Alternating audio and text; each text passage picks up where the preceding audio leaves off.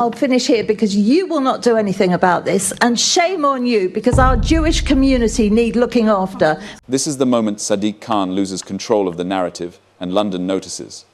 What begins as a routine assembly question about protests quickly turns into something far more revealing, a mayor trapped by his own contradictions. Do you not see that in London, to have one community that is so badly disadvantaged by what is going on with these anti-Semitic chants, that you, as mayor of this great city, should do something about that?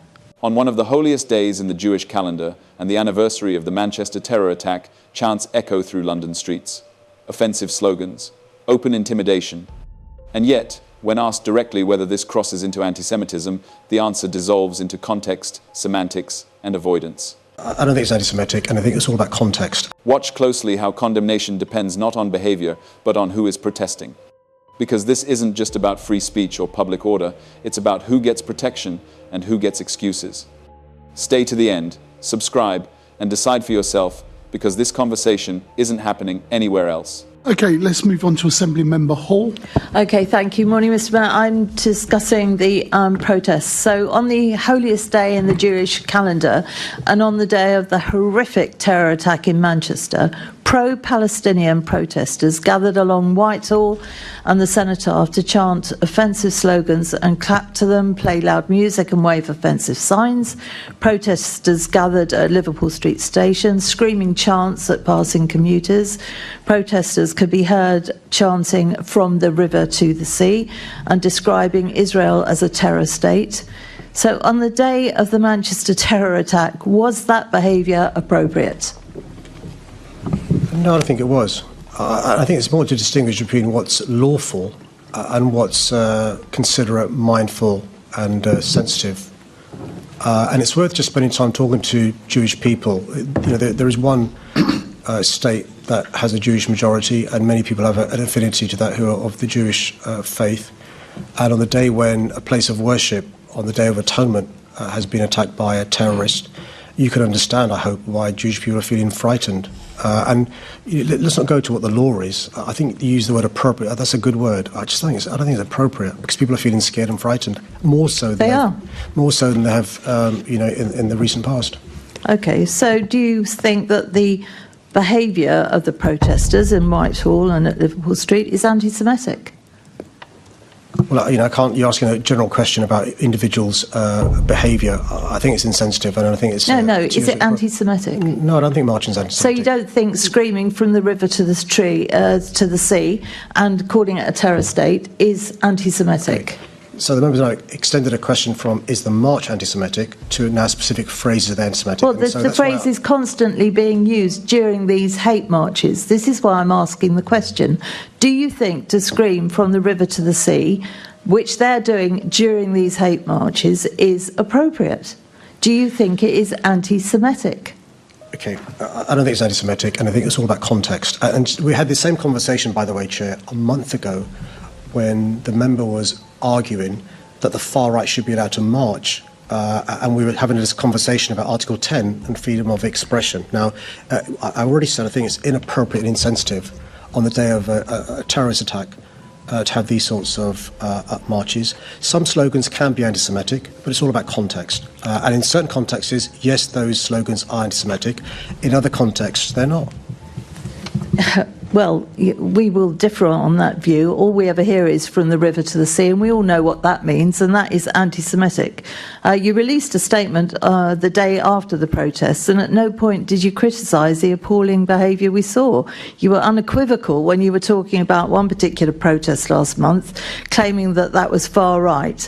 Well, so why don't you describe these protests as clearly? Because they're not only plainly wrong, they are anti-Semitic. Look, the difference, I would say, respectfully, between the member and myself is I'm consistent. So the member argues for the right or the far right to protest, but criticises pro-Palestinians. They're not far right. They wave flags like this, That does not make me far right. That makes me very patriotic, actually. So you immediately come down on those, and yet we have had these anti-Semitic comments constantly from these hate marches, and you don't comment on that at all. Last month you said politicians have refused to condemn the rising tide of hatred in this country. So you should be happy to condemn the behaviour we saw at these pro-Palestinian protests. Well, again, we're going to disagree here because I think Stephen Jackson Lennon is a racist. He's a violent racist, and when he organises a march, it's a far-right march. Isn't it interesting? That is racist. To call people, to say that from the river to the sea isn't, of course, no, because perhaps that's coming from a side that should be allowed to say that. To say terror state, perhaps that's allowed as well. It's amazing, isn't it? And yet merely flying a flag, immediately it's far right. I mean, do you actually understand why the Jewish community feels unable to do, as you say, live, work and worship freely without fear of harassment, discrimination, intimidation or violence, when they see the duplicity of your remarks when discussing protests on different sides? Do you not understand why they are so concerned about this? I've never mentioned flags. I know she's obsessed by flags. I've never mentioned flags. I'm quite clear in relation to what rights were allowed in terms of freedom of expression, freedom of speech, the right to protest, the cornerstone of our democracy. Even when you disagree with what people are protesting about, I will fight to the death the right to protest and the right to march and so forth. Even the right of Stephen Jackson Lennon, a racist, to march. He's allowed to do so. Mr. Mayor, look, you are the mayor of this wonderful city. Does it not worry you that there is one community that has to lock its children in schools for their safety? There is one community that can't come into London because of their listening to chants like "From the River to the Sea," where they're looking at Palestinian flags and hostility towards them.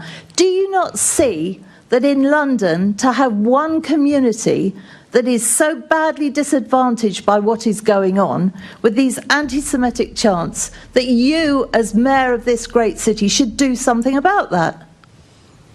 Which I couldn't be clear in my remarks in relation to my concern about the increased fear Jewish Londoners and Jewish people across the globe are feeling after the events of last Thursday. I've gone out of my way since October the 7th, 2023, to reassure Jewish Londoners and Jewish people across the country and across the... But they don't feel reassured. How can they feel reassured? Member, but there's a number of interruptions now that you're making. I understand the point you tried to get across. Mainly because he's not listening, Chair. He's not listening and he's not understanding. But you can't keep interrupting. You have to allow him to answer in the way that he does, and then you can come back again. No one will object to that. I tell you what, yeah. I'll finish here because you will not do anything about this, and shame on you, because our Jewish community need looking after, and as Mayor of London you are not doing that. My time is up, Ms. This exchange is uncomfortable because it exposes a political habit the media prefers not to challenge: double standards dressed up as tolerance. Like, subscribe and share it with someone who still believes consistency matters in public office. And comment below. Should slogans be judged by principle or by politics? Let's see where people really stand.